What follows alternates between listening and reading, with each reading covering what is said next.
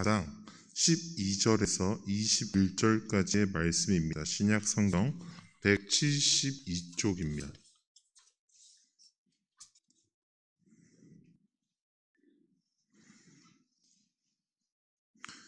요한복음 14장 12절에서 21절까지의 말씀을 다 같이 교독하겠습니다. 내가 진실로 진실로 너희에게 이르노니 나를 믿는 자는 내가 하는 일을 그도 할 것이요 또한 그보다 큰 일도 하리니 이는 내가 아버지께로 감이라.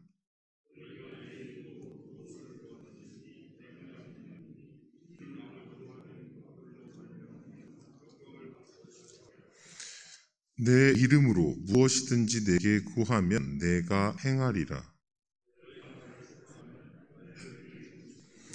내가 아버지께 구하겠으니 그가 또 다른 보혜사를 너희에게 주사 영원토록 너희와 함께 있게 하리니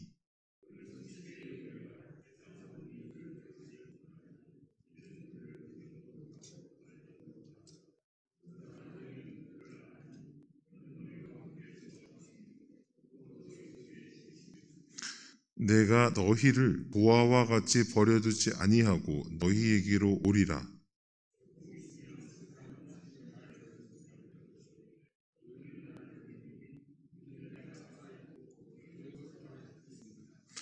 그날에는 내가 아버지 안에 너희가 내 안에 내가 너희 안에 있는 것을 너희가 알리라. 함께 읽겠습니다.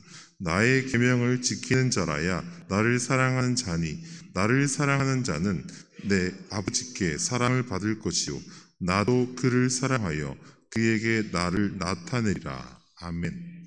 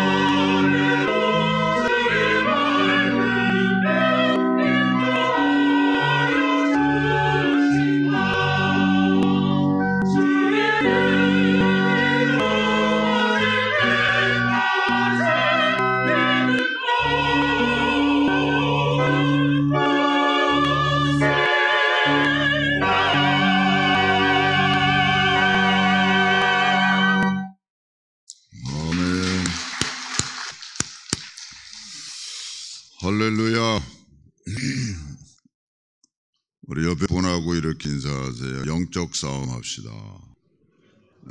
저 둔탁한 소리 조금만 빼주세요. 우리 먼저 목회자 청빙 기도문을 읽고, 그리고 우리 홍영영 군 위에서 기도해 주시고요. 또 우리 정유경 양을 위해서도 계속 기도해 주시고, 또 연약한 모든 분들과 또 우리 수험생들 위해서 기도해 주시기 바랍니다. 이제 아마 목회자 청빙 기도문은 아마 오늘로서는 더 이상 기도를 안 해도 될 것 같아요. 이제 우리 저녁에 오시는 분 설교 듣고 이제 종합해서 지난주에 오신 분과 이렇게 비교해서 여러분의 선택 속에서 낸 점수 가지고 이제 청빙위원회에서 아마 결정이 되고 또 당회에서 이제 결정을 하고, 일단은 그렇게 결정이 됩니다. 그리고 이제 재직회에서 결정을 합니다. 최종적인 거는 일단 담임 목사는 재직회에서 하게 됩니다. 이제 다음에 이제 위임 목사에 대한 거는 그건 조금 시간이 지나서 하는 거기 때문에 그때는 지금 내가 얘기 안 하고 다음에 얘기하도록 하겠습니다. 일단 우리 기도문을 읽겠습니다. 하나님을 경외하며 성도들을 내 몸처럼 사랑할 수 있는 목회자를 보내 주옵소서. 십자가의 능력을 의지하며 복음 전파의 사명을 감당하는데 부족함이 없는 목회자를 보내 주옵소서. 전도와 선교 그리고 다음 세대를 위한 목회 비전이 확고한 목회자를 보내 주옵소서. 말씀과 성령으로 거듭난 체험이 있고 성경 말씀을 잘 가르치며 마음의 중심이 하나님을 향한 올곧고 신실한 목회자를 보내 주옵소서. 바른 인성과 온유한 성품으로 섬김과 나눔을 실천하는 목회자를 보내 주옵소서. 청빙위원들이 겸손하게 귀한 사명을 잘 감당할 수 있도록 지혜와 분별력을 주시고 청빙의 모든 과정과 절차가 성령의 도우심으로 은혜 가운데 순적하게 진행될 수 있게 인도하여 주옵소서. 모든 교우들이 후임 목회자 청빙을 위해 합심하여 기도함으로 하나님의 마음에 합한 목회자가 세워질 수 있도록 도와주시옵소서. 주여, 3번 부르짖고 기도합니다. 주여, 주여, 주여. 하나님 감사합니다. 모든 걸 하나님 은혜 가운데 하나님이 다 역사하시고 진행하시는 줄로 믿습니다. 하나님, 우리의 또한 기도를 들으시고 온전함으로 역사하여 주시옵소서. 하나님 믿습니다. 하나님 믿습니다. 하나님 믿습니다. 주 안에서의 모든 일 오직 주님께만 영광 돌리는 일 되게 하여 주시고 온전케 해주시옵소서.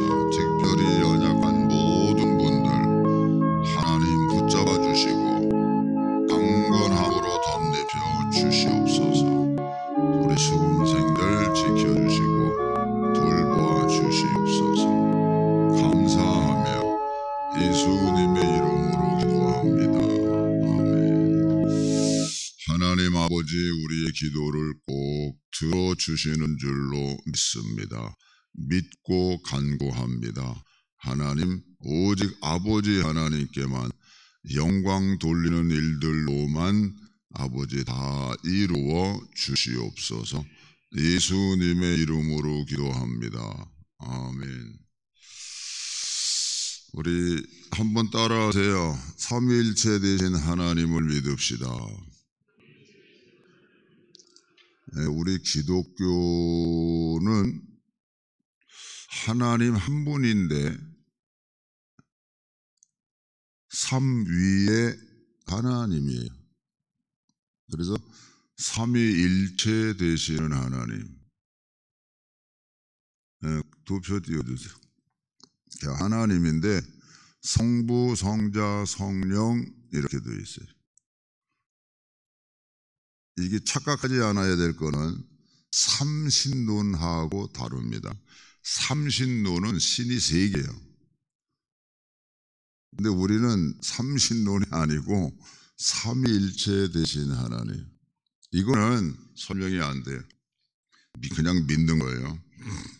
믿어야 되는 내용이지 이해를 한다. 이해가 안 돼요.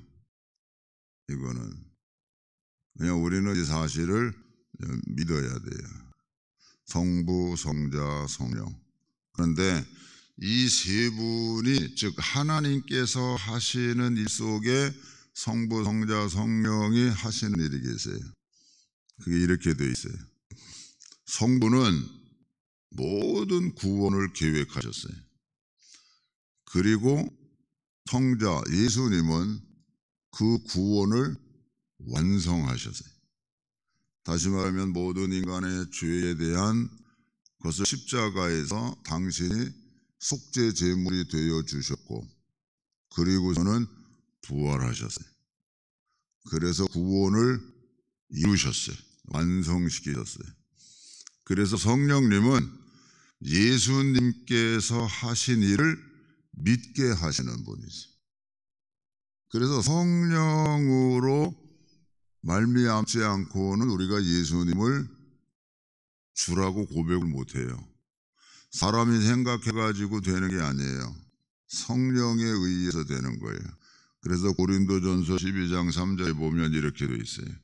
그러므로 내가 너희에게 알리노니 하나님의 영으로 말하는 자는 누구든지 예수를 저주할 자라 하지 아니하고 또 성령으로 아니하고는 누구든지 예수를 주시라 할 수 없느니라. 그러니까 예수님을 믿는다고 하는 그 자체가 성령에 의해서 믿는 거고, 또 예수를 믿는다고 하면 예수를 저주하지 않는다. 그러니까 다시 말하면 이건 부인하지 않는다는 말입니다. 그리고 에베소서 5장 18절 보면은 술 취하지 말라. 이는 방탕한 것이니 오직 성령으로 충만함을 받으라. 이렇게 되어 있어요. 그러니까 성령은 뭐예요? 아까 도표에서 본 것처럼 예수님께서 하신 일을 믿게 하는 성령님이 돼요. 그렇기 때문에 예수님을 잘 믿는다고 하는 것은 성령의 충만함을 받아야만 돼요. 성령의 충만함을 받지 못하면은 예수님을 잘 믿을 수 없어요. 그래서 성령 충만함을 받아라. 그러니까 성령 충만함을 받으면 은사 쪽에다가 방향을 맞추는 게 아니라 그것도 있어요. 그걸 무시하는 게 그것도 있지만 더 큰 거는 뭐냐? 결국 예수님을 더 잘 믿는 거예요. 예수님을 더 잘 믿고 나가기 위해서. 그래서 성령 충만해야만 어떤 환경 속에서도, 어떤 상황 속에서도, 어떤 조건 속에서도 예수님을 부인하지 않는 거예요. 예수님을 인정하고 예수님을 증거하면서 살아가게 된다 하는 겁니다. 그래서 만약에 이런 사람이 집을 짓는다고 가정을 하면 그 사람이 짓는 집은 금이나 은이나 보석으로 신앙의 집을 짓는 것과 같다. 왜냐하면 집을 짓는다는 것은 재료가 있어야 되잖아요. 재료가. 그 재료가 뭐냐? 그 사람의 행위요. 그 사람이 어떻게 예수님 안에서 살아가는 그 행위가 집을 짓는 재료다 하는 겁니다. 그러나 반대로 성령 충만하지 못하면 그 사람의 행위는 성령님이 보실 때 근심시키는 거예요. 성령님을 근심시키는 행동을 하는 거다. 여러분들이 여러분들의 자녀를 보면, 자녀가 하는 행동을 보면 잘한다 이렇게 인정하는 것도 있지만 또 한편 뭐요? 저러면 안 되지 라고 근심시키는 행동이 있을 수 있잖아요. 그러니까 성령님을 근심시키지 말아라. 그러니까 성령님을 근심시키는 일은 결국 성령의 열매를 맺을 수 없어요. 그러니까 열매를 못 맺는다. 에베소서 4장 30절에 보면 이렇게 돼 있어요. 하나님의 성령을 근심하게 하지 말라. 이렇게. 그 안에서, 성령 안에서 너희가 구원의 날까지 인치심을 받았느니라. 끝까지 성령님이 지켜주시고 보호해 주시고 이러는데 너희들이 성령을 근심하게 하면 그런 아름다운 어떤 결과를 얻지 못한다 하는 말입니다. 열매는 열매를 맺지만 성령 충만하지 못하면 썩은 열매 맺어요. 그러니까 우리가 이제 모든 게 이제 열매 맺는 이때잖아요. 사과가 사과 열매를 맺었는데 사과가 썩었어, 병들었어. 그럼 가치가 없어요. 사과는 사과예요. 그런데 이게 병들었다니까. 열매로서의 역할을 못해요. 그거 다 버려요. 그런 거하고 똑같다는 거예요. 이런 사람이 만약에 집을 짓는 거라고 하면 아름다운 집을 짓지 못하게 돼. 그건 나중에 보고요. 데살로니가 전서 5장 19절에 보면 이런 말씀이 또 있어요. 성령을 소멸하지 말며 이렇게 돼 있어요. 근심시키는 것보다 더 이건 조금 깊은 말이에요. 성령을 소멸하지 말아라. 그러니까 성령이 내 안에서 소멸되면 세상의 것이 더 많이 들어오게 돼요. 근데 그게 뭐냐 하면 두렵게도 되고, 예? 걱정 안 하던 일이 걱정스럽게 되고, 염려하게 되고, 근심하게 되고, 이렇게 돼요. 우리 심령이. 그러다 보니까 어떻게 돼요? 세상과 타협하게 되고 마귀와 싸우라 그랬는데 마귀와 싸우는 게 아니라 마귀의 꾀임에 쏘가 넘어가요. 그러다 성령의 충만함을 받아야 돼. 그러니까 그렇지 못한 사람이 집을 짓는다면 어떻게 돼요? 나무나 풀이나 집으로 집을 짓는 결과가 돼. 그래서 불로 공력을 테스트하면 다 타버리고 없어진다. 말씀이 그걸 가르쳐줘요. 고린도전서 3장 10절에 보면 이렇게 되어 있어요. 내게 주신 하나님의 은혜를 따라 내가 지혜로운 건축자와 같이 터를 닦아두매 다른 이가 그 위에 세우나 그러나 각각 어떻게 그 위에 세울까 조심할지니라. 이 닦아둔 것 외에 능히 다른 터를 닦아둘 자가 없으니 이 터는 곧 예수 그리스도라. 예수 그리스도라는 터에다가 여러분들이 신앙의 집을 다 짓고 살아가는 거예요. 그런데 읽으세요, 여러분들이. 시작.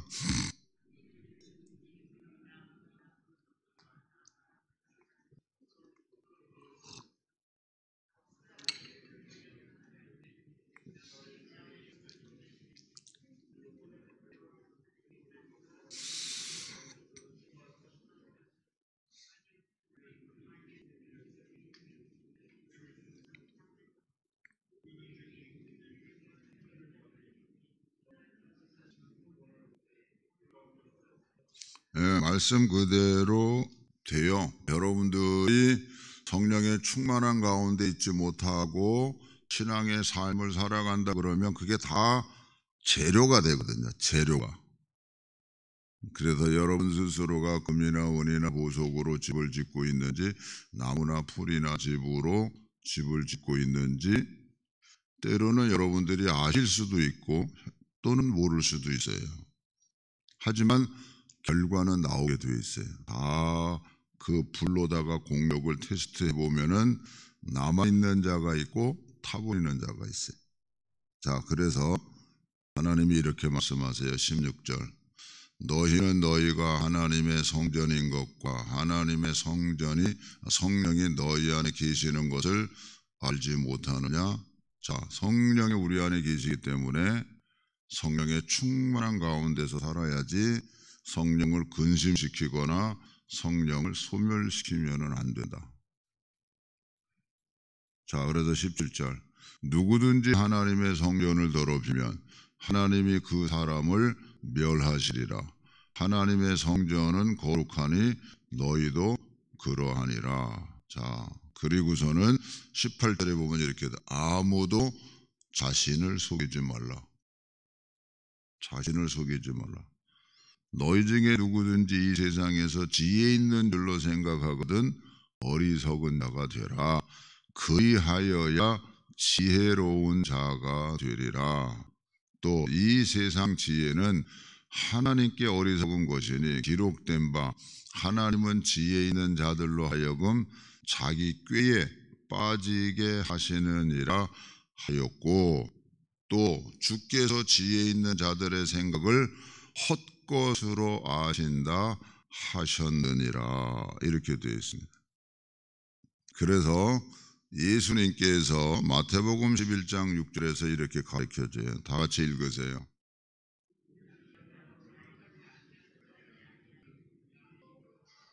네. 나로 말미암아 실족하지 아니하는 자는 복이 있다. 끝까지 예수님 붙잡고 예수님 증거하고 예수님만 드러내는 삶을 살아가는 거예요. 자, 그러려고 그러면은 데살로니가 전서 5장 20절 예언을 멸시하지 말고 이렇게 되어 있는 거예요. 그러니까 하나님 말씀을 무시하면 안 돼요. 따라하세요. 하나님의 말씀을 그대로 믿읍시다. 네, 하나님 말씀을 그대로 믿는 거예요. 뭐 그거를 다르게 해석하려고 하지 마세요. 그냥 그대로 믿는 거예요. 믿는 믿음을 달라고 그래서 여러분들이 기도하고 말씀이 믿어지게 해달라고 기도하셔야 되는 거예요. 그래서 삼위일체 되신 하나님께서 우리에게 이렇게 말씀하세요. 3번 그림 띄워주세요. 성부 하나님, 구약에서는 하나님께서 두려워하지 말아라. 이게 대표적인 말이에요. 두려워하지 말아라. 그래서 우리가 지금 심야 기도하는 주제 속에서도 여호수아 1장 6절 7절 보면 이렇게 되어 있어요. 강하고 담대하라. 너는 내가 그들의 조상에게 맹세하여 그들에게 주리라 한 땅을 이 백성에게 차지하게. 그러니까 새로 들어가는 거 아니에요. 구약에서는 모든 일이 다 새로운 겁니다. 경험하지 못한 것 속에서 새로운 곳에 들어가서 경험하게 하시는 게 하나님의 역사예요. 그렇기 때문에 강하고 담대해라. 강하고 담대해라. 이렇게 계속 강조해요. 그래서 7절에도 보면 오직 강하고 극히 담대하여 나의 종 모세가 내게 명령한 그 율법을 다 지켜 행하고 우로나 좌로나 치우치지 말라. 그리하면 어디로 가든지 형통하리니. 이렇게 강하고 담대해라 이렇게 돼 있는. 강하고 담대해라.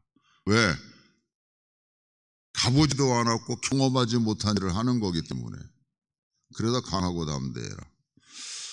근데 예수님은 이렇게 말씀하세요. 그림 3 띄우세요. 그림 3.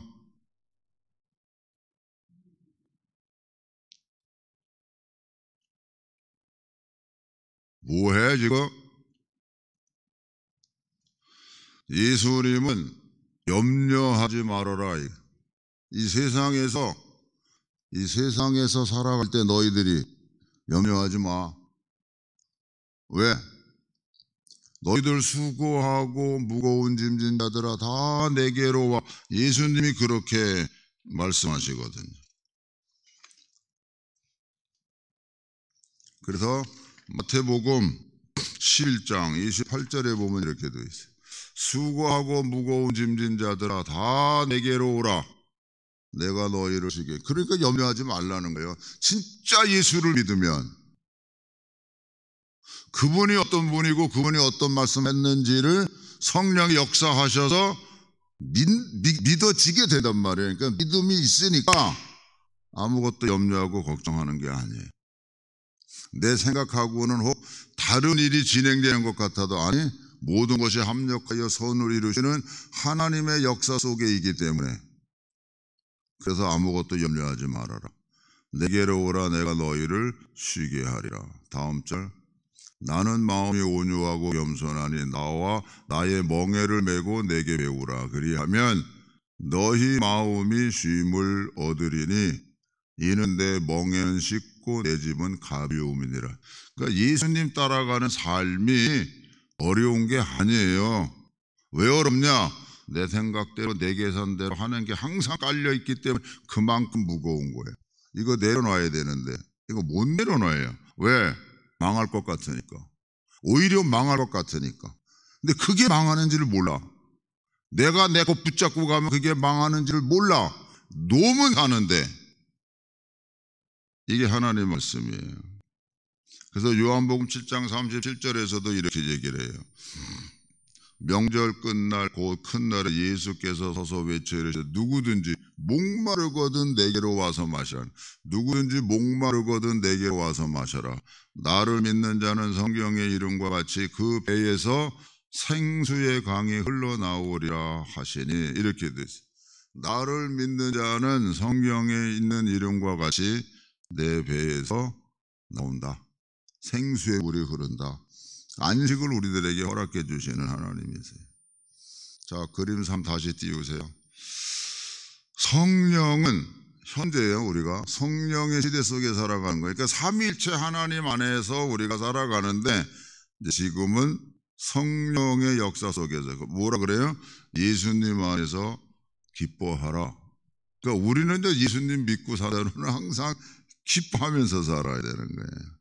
그래서 데살로니가전서 빌립보서 4장 4절 주 안에서 항상 기뻐하라. 내가 다시 말하노니 기뻐하라. 이거예요. 예수님 안에 있다 그러면. 그리고 데살로니가전서 5장 16절에도 항상 기뻐하라 이렇게 돼 있죠. 그러니까 예수님 안에서 기뻐하세요. 야, 두려워하지 마. 하나님 말씀하시는 거예요. 두려워하지 마. 염려하지 마.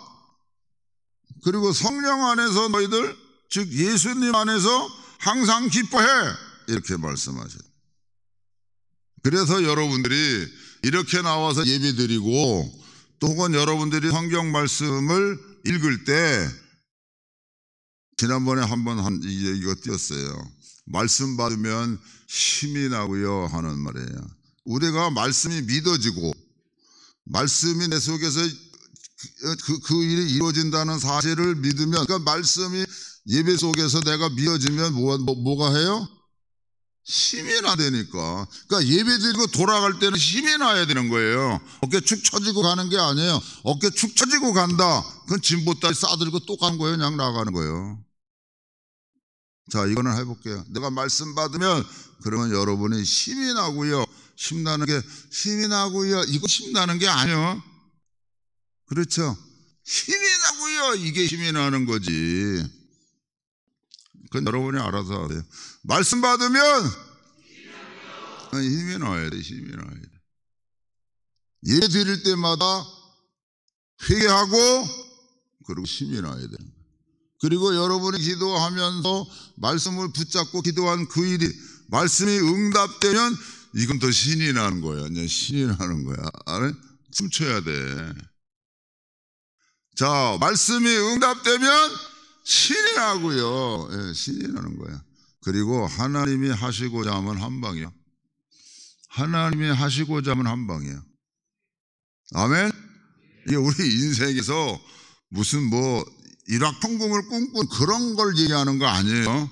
이건 하나님께서 하시고자 하면 그건 한 방으로 끝나는 거예요. 그렇기 때문에 우리는 뭐요? 제가 자신만만 그러면 여러분은 여유만만 하는 거예요. 진짜 자신만만, 여유만만. 네, 이게 강하고 담대해. 걱정하지 마. 그리고 주 안에서 기뻐해. 이런 것 말씀 안에서 우리가 그렇게 예수님 안에서 그렇게 신앙생활 한다 그러면은 자신만만하고 여유만만한 거예요. 예? 뭐가 이렇게 눌릴 일이 아무것도 없다니까요. 이거를 성경에서는 뭐라 그러냐면 한마디로 믿음이라 그러는 거예요. 너희들 믿음 가지고 살아. 그래서 예수님 뭐라 그러셨어요? 제자들이 막 죽겠다고 막 그러고 야 믿음이 적은 자들아 이렇게 얘기하잖아요. 믿음, 내 믿음대로 될지어다 이렇게 얘기하잖아요. 믿음이에요. 그래서 히브리서 11장 6절에 보면 이렇게 되어 있어요. 읽으세요. 시작.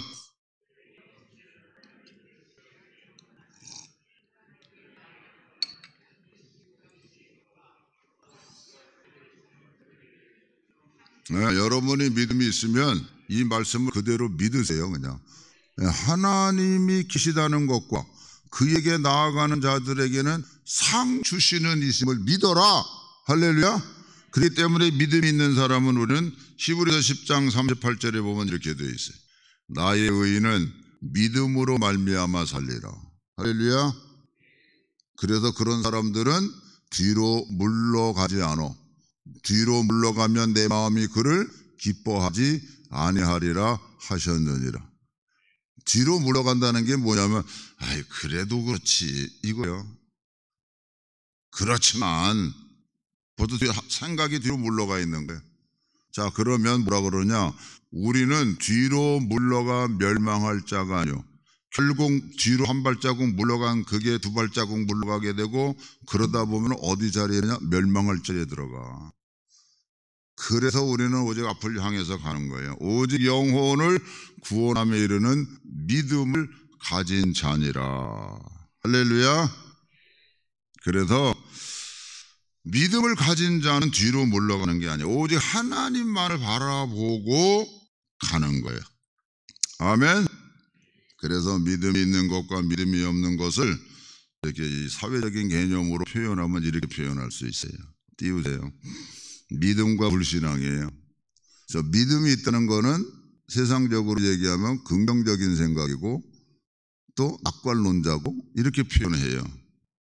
반대로 불신앙은 뭐냐? 부정적인 생각을 하고 그 사람들은 비관론자예요. 비관론자. 뭐든지 안 된다고만 얘기해. 그래서 비관론자들은 모든 기회에서 어려움을 보지만 하여튼 어려움만 봐. 안 된다는 얘기만 해. 그러나 낙관론자들은 어떠한 위기 속에서도 기회를 찾는다. 이 말은 윈스턴 처칠이 한 말이에요. 2차 세계대전 당시 독일로부터 그냥 아주 영국이 그냥 집단 폭격받고 막 어려움을 겪을 때 가장 어려움을 겪는 그때에 윈스턴 처칠이 이런 얘기를 한 거예요. 비관론자들은 모든 기회에서 어려움을 보지만 낙관론자들은 어떠한 위기 속에서도 기회를 찾는다 이렇게 얘기해요.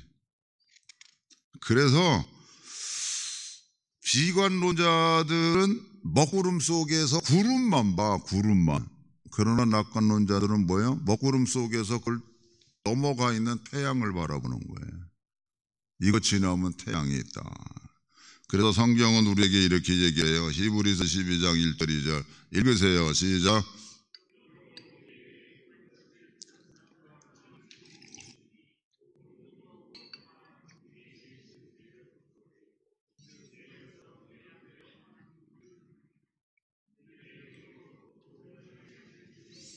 예, 믿음의 주요 또 온전하게 하시는 이 예수를 바라보자. 이분도 그는 그 앞에 있는 기쁨을 위하여 십자가를 참으사 부끄러움을 개의치 아니하시더니 하나님 보좌 우편에 앉으셨느니라. 예, 다 어렵고 힘든 과정이 있어요. 먹구름이 있어요. 그러나 그 위에 있는 태양을 바라보고 가는 거. 우리 삶 속에서도 마찬가지예요. 그래서 아까 말씀드린 것처럼 하나님께서 뭐라 그래? 두려워하지 마 하는 게 두려워하지 마, 염려하지 마. 그리고 성령 안에서 너희들 기뻐해 이렇게 얘기하는 거예요. 할렐루야. 제가 완전히 말씀의 초점을 확 바꿔버립니다. 제가 지금 여러분 한강의 기적이라는 말을 아시죠? 한강의 기적. 젊은 세대는 그거 모릅니다. 왜냐하면 한강의 기적이 70년도에서 거의 90년, 2000년대까지 되는 어떤 기간이기 때문에 1990년도 출생이나 2000년대 태어난 사람들은 몰라요. 이거 한강의 기적. 한강의 기적이라는 말 속에는 뭐가 포함되어 있느냐? 가난한 나라, 가난한 나라에서 개발도상국으로 올라갈 때예요. 개발도상국으로 올라갈 때. 이때가 한강의 기적을 이뤘다 이렇게 얘기를 해요. 근데 지금 막 사람들이 우리나라에 대해서 지금 여기서 뭐 선진국 반열에 올라갔다 뭐 이런 얘기 많이 하잖아요. 여러분 자다가 깨부어서 보니까 선진국이 갑자기 된 줄 아세요? 아니에요. 세계화의 기적이라는 단어가 있어요. 세계화의 기적. 이게 뭐냐면 1997년, 그러니까 2000년도라고 얘기하면 돼요. 그때부터 모든 우리 기업들이 세계를 다 뻗어나가요. 모든 지사나 이런 것들이 세계에 막 나가요. 그래서 가장 대표적으로 얘기할 수 있는 게 뭐냐? 유학생들이, 미국에 가 있는 한국의 유학생들이 일본 유학생들보다 더 많아요. 그 당시에 일본은 우리보다 경제가 높고 인구도 우리가 일본에 비해서 한 3분의 1밖에 안 돼요. 뭐 북한은 빼놓고 우리 남한만 얘기했을 때 3분의 1 정도밖에 안 되는데 일본 유학생들보다 한국 유학생이 더 많다니까 그만큼 세계로 뻗어나간 거예요. 세계로 뻗어나갔고 그 가운데에서 또 하나 눈여겨볼 게 뭐냐면 우리가 잘 아는 디지털 혁명이라는 게 있어요. 디지털 혁명. 이거는 우리 고인이 되신 이건희 회장의 기업 결단에 의해서 엄청난 기적을 만들어낸 모든 우리나라의 기업가들은요 진짜 다음을 보면서 결단을 하고 나가요. 결단을. 이게 우리 한국의 큰 장점이에요. 일본 기업가들은요 오너들은 그거 못합니다. 오너들은 그거 못해요. 우리 한국만의 독특한 어떤 기업 문화고 그래요. 뭐 생각이 달리 생각하는 이건 뭐 지금 얘기하려는 게 아니라 이런 세계화의 기적 속에서 발전해 온 거예요. 근데 지금 현 상황은요, 여러분이 믿는지 안 믿는지 몰라도 우리가 일본보다 더 잘 삽니다, 지금. 믿어져요? 아니, 나이 드신 분들은 옛날의 그 개념 때문에 그게 잘 안 믿어져. 근데 경제 지표가 그걸 가르쳐 준다니까요. 일본보다 우리가 더 잘 살고 있다는 거. 그래서 이거를 얘기하는 분이 김현철 교수님이라는 분인데 우리에게 뭘 얘기를 하냐면 대한민국의 모든 백성들이 선진국 정신을 가져야 된다 이렇게 얘기해요. 선진국 백성다운 정신을 가져야 더 발전해 나갈 수 있는 모든 것을 아우를 수 있다라고 얘기를 해요. 옛날 사고방식에 젖어 있지 말라는 거예요. 옛날 사고방식대로 가치관을 가지고 얘기하지 말라는 거예요. 근데 우리 거기에 묶여 있기도 하고 상처도 있고 그런 거 많거든요. 그러다 이제 세계 선진국다운 정신을 가져라 하는 게 이걸 제가 우리 교회에다가 접목시킵니다. 오늘 우리들의 현실을 보면 코로나 때에 교회 건축을 하느라고 힘이 많이 들었습니다. 그런 과정에서 교인 수도 줄었습니다. 그리고 빚도 졌습니다. 빚 갚아야 될 일도 있습니다. 그렇다고 교회가 망합니까? 절대 안 망합니다. 오히려 우리는 장성한 믿음의 분량을 소유해서 마치 사회는 선진국다운 정신을 가져야 앞으로 나갈 수 있다라고 얘기하는 것처럼 똑같은 패턴이에요. 우리도 장성한 믿음의 분량을 가지고 나가야지. 무슨 놈의 어린아이 같은 신앙 가지고 얘기하면 안 된다 하는 얘기예요. 집단적 비관론에 빠지면 안 된다 하는 얘기예요. 왜 제가 얘기를 하냐면 사회가 지금 뭐 수출도 안 되고 요즘에 뭐 코로나 때문에 뭐 자영업자들도 힘들고 청년들도 힘들고 그 사실이에요. 사실이에요. 그러나 나라가 망하냐고? 절대 안 망합니다. 경제 지표가 선진국들의 경제 발전은 2%예요. 개발도상국들은 5%, 6% 이렇게 올라갈 수 있어요. 우리 과거에 그랬어요. 그러나 지금은 선진국이라고 했을 때는 2%, 3%. 일본의 경제 성장률이 몇 프로인 줄 알아요? 0.3%. 그래도 0.3% 올라가는 거예요. 마이너스 아니에요. 우리나라가 경제 지표가 내년에 지금 한 2% 정도 잡는다 그래요. 이게 안전적 성장이라는 거예요. 안전적 성장.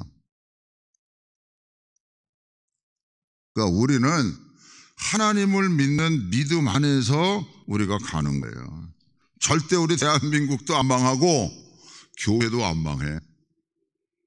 안정적 성장 속에 우리가 들어가고 있는 거예요. 할렐루야.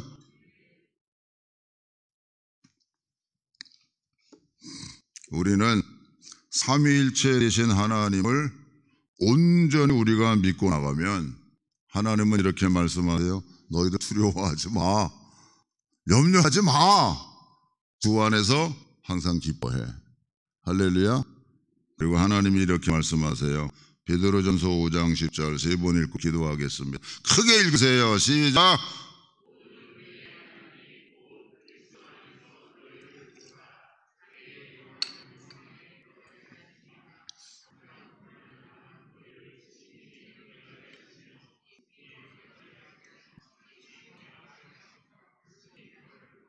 다시 한번.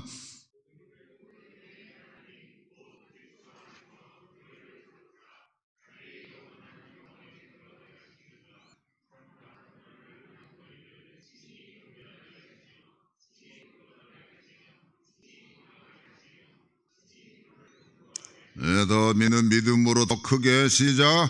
모든 은혜의 하나님 곧 그리스도 안에서 너희를 부르사 자기의 영원한 영광에 들어가게 하시니가 잠깐 고난을 당한 너희를 친히 온전하게 하시며 친히 굳건하게 하시며 친히 강하게 하시며 친히 터를 견고하게 하시리라. 이 말씀을 믿으세요? 기도하겠습니다. 삼위일체 되신 하나님께서 우리에게 여전히 말씀하고 계세요. 두려워하지 말아라. 염려하지 말아라. 주 안에서 항상 기뻐해야. 왜냐하면 내가 친히 내가 너희를 온전하게 하고 친히 내가 너희를 굳건하게 하고 견고하게 해주신다고 말씀하고 계시기 때문에 그렇습니다. 다 그래도 주님께 맡기세요. 그리고 성령의 충만한 가운데서 생활하세요. 거기에 주어지는 하나님의 은혜와 축복이 무한합니다. 우리는 이 모든 걸 바라보면서 믿음으로 나아가겠다고, 온전한 믿음으로 나아가겠다고 주여 세 번 부르짖고 기도합니다. 주여, 주여, 주여. 하나님 감사합니다. 모든 것이 하나님의 은혜입니다. 하나님 인도해 주시고 역사해 주셔서 오직 감사함으로만 나아갈 수 있게 하여 주시옵소서. 하나님 말씀은 그대로 이루어지는 줄 믿습니다. 염려하지 않게 해주시고 근심, 염려, 걱정 다 내버리게 해주시고 성령 안에서 기뻐하며 나아가게 하여 주시옵소서. 말씀 붙잡고 승리하게 하여 주시옵소서. 감사하며 예수님의 이름으로 기도합니다. 아멘. 우리의 형편과 처지를 잘 아시는 하나님, 그러기에 말씀 속에서도 잠깐 고난을 당한 너희들이라고 하나님이 알고 계시기에 그래서 내가 너희를 친히 온전하게 하시고 친히 굳건하게 하시고 친히 강하게 하시고 친히 터를 견고하게 하여 주신다고 하신 이 말씀 붙잡고 그분이 나와 함께 하심을 믿고 온전한 믿음으로 살아가는 우리 모두가 되게 하여 주시옵소서. 감사하며 예수님의 이름으로 기도합니다. 아멘. 다 같이 일어나셔서 봉헌송 하시겠습니다. 나의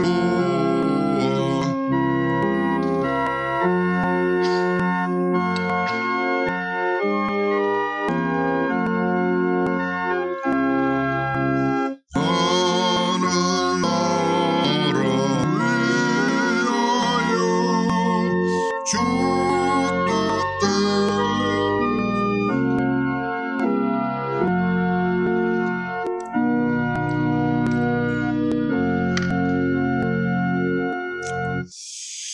하나님 아버지, 귀한 예물 드릴 수 있는 그 마음을 우리에게 주시고 우리 모두를 또한 축복해 주셔서 진심으로 감사함을 드립니다.